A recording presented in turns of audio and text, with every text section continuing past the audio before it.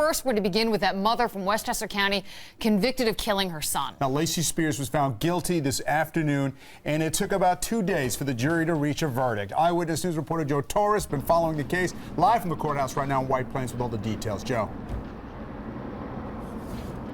David, it is more than 13 months after his death. One law enforcement official here at the courthouse today telling us finally, justice for little Garnett Spears. Remember, this was a lengthy investigation that involved detectives from Westchester County and Rockland County. They traveled to 5 states. They sifted through mounds of health records. The trial itself lasted 2 weeks. The deliberations 2.5 days. And then at 12:30 this afternoon, a note from the jurors to the judge, and it said, "We have a verdict."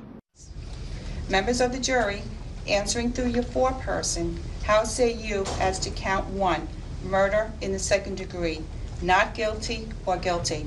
Guilty. Is this verdict unanimous? Yes. Lacey Spears, 27 years old. She barely flinched. It was her father there and her sister, the father's daughter. They sought comfort on each other. In fact, it was Lacey's sister, when the verdict was read, who shouted out, "Oh my God."